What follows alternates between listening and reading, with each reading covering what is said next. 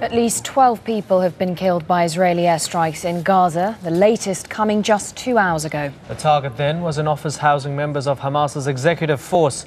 In a moment we'll be live in Gaza and in Jerusalem, but first this report is from Nahid Siamdust. The view from the cockpit. This video was released by the Israeli Air Force, which says it has resumed its policy of targeted killings, a practice that is considered illegal by human rights organizations.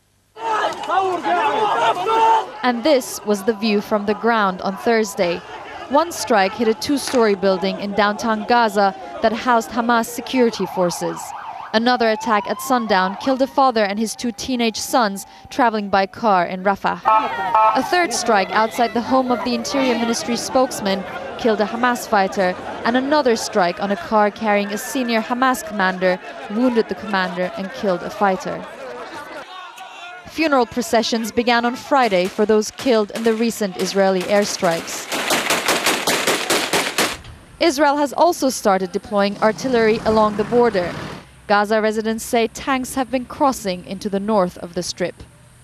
Clear indications that Israel is stepping up military action against those it says are responsible for rocket attacks from Gaza. The Israeli town of Sderot, just on the border with Gaza, was targeted late Thursday and early Friday. A synagogue was damaged and several Israelis were injured. Israel's involvement only adds to the already chaotic situation in Gaza, where dozens have lost their lives in the factional fighting of the past week. Hamas has accused Israel of singling out Hamas fighters as targets, inadvertently benefiting Fatah. The Fatah faction has vehemently denied any such charges. Mr. Abbas has always been trying to play the role of the president of all the Palestinian people, regardless of their political identity. Mr. Abbas is trying his best to stop this madness taking place in Gaza, and I believe the parties should give him the chance, and introducing Israel into this conflict is not going to be playing into the favor of this party or the other party. Meanwhile, Prime Minister Ismail Haniyeh told reporters in Gaza City on Friday that, quote, the resistance against Israel is steadfast. We have called on all security forces and gunmen since yesterday to return to their bases and to withdraw and go home and help everyone in uniting to confront the Israeli aggression. As the volatile mix of Israeli strikes and Palestinian infighting seemed to plunge Gaza into a deeper crisis, about 1,000 Palestinians held an anti-violence demonstration calling for an end to the internal conflict. Nahid Siamdust, Al-Jazeera. Noor Odeh is our correspondent in Gaza, and she joins us now live. Noor, what is the situation right now? Are Hamas and Fatah fighters still out in force on the streets, or could they be persuaded to withdraw? Well, they're out on the streets still, and tension is still very evident in Gaza. And at the same time, these same fighters that are battling it out with one another are also running away from Israeli drones and helicopters hovering close by. So it's a very complicated situation, and very ironic, really, for the Palestinian public to see Fatah and Hamas fighters killing one another when Israel is also chasing after them in an attempt to assassinate their leaders or bomb their headquarters. Very complicated and very worrying for the Palestinian public, who are basically staying put, staying at home and away from both sources of violence. And of course, Palestinian Prime Minister Ismail Haniyeh called for Palestinians to unite. From what you're saying, though, it sounds as if that call is going unheeded. That is correct, and I don't know if you were able to hear, but right now, standing here in the studio of our Gaza bureau, we can hear very clearly gunshots going off a short distance away from us here in Gaza City. In just a reminder that those gun battles aren't ending, that the source of the conflict, or the source of the problem through which these gunfights are taking place, why these Hamas and Fatah gunmen are still fighting, has not been resolved. President Mahmoud Abbas and Prime Minister Haniyeh have yet to meet, and they have yet to take away from those gunmen the reason for which they're fighting. They may be called on to withdraw, but really there needs to be a commitment from the leadership of both parties to ensure that they withdraw. Noor Odeh reporting live there from Gaza. Thanks for that update.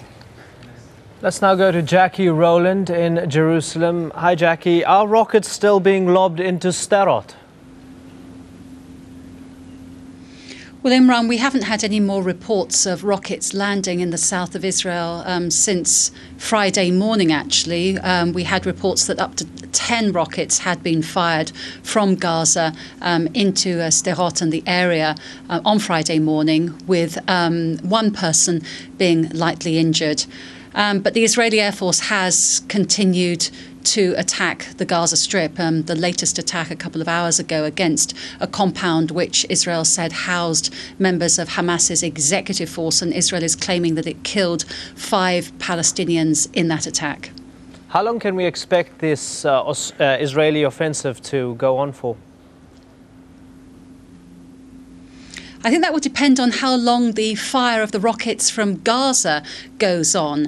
It's worth pointing out, Imran, that for months and months now, rockets have been fired from Gaza into Israel without drawing an Israeli military response. For a very long time, political leaders in Israel figured that it was not in the country's interest to retaliate when those rockets were fired. This week, however, there has been an intensive barrage, really the most intensive barrage of rockets in a short period, in as long as people can remember, really, although no one has been killed in this particular flare-up. And because of this, the Israeli government has been feeling under increased pressure from the Israeli public. People are seeing television pictures of rockets falling in Sderot.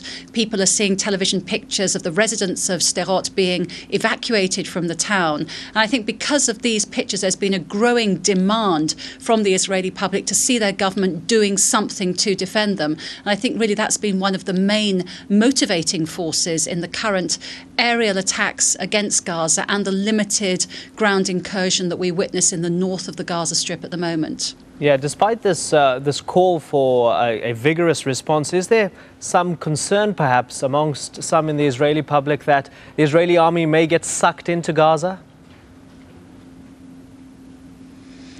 I think that memories of last summer and Israel's war in southern Lebanon are still very fresh in people's minds, particularly since the whole thing has been gone over again in great detail recently by the Vinegrad Commission that was set up to investigate the military shortcomings during that conflict. I think people are very much aware that Gaza is really like quicksands, and once the Israeli army got stuck in, it could find itself stuck there for a long time with a great deal of casualties ensuing, particularly among Palestinian civilians. I think really that those in Israel, if they were to admit honestly, they would realise that the current military campaign cannot be expected to completely obliterate the threat from rockets being fired from Gaza. Basically, Israel has a conventional army. They're fighting against people who are using unconventional warfare. And this particular standoff, we've seen it before. The Americans have had the experience in Iraq. The Americans had the experience in Somalia. It's very difficult for a conventional army to fight unconventional fighters. And so I think really that most Israelis are aware that being sucked into a major ground operation in Gaza would really be a recipe for more chaos, more confusion, more violence and more civilian deaths. Jackie Rowland in Jerusalem, thank you very much for that. An explosion has killed at least 12 people and injured up to 50 in a mosque in southern India. The explosion happened during Friday prayers in the city of Hyderabad. Kirsten Aiken has the details. More than 5,000 people had gathered here for Friday prayers when the bomb went off.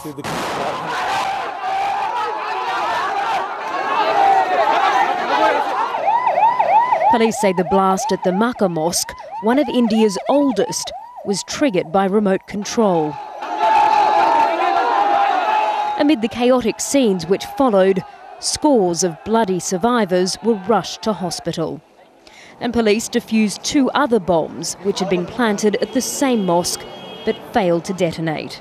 This is an intentional sabotage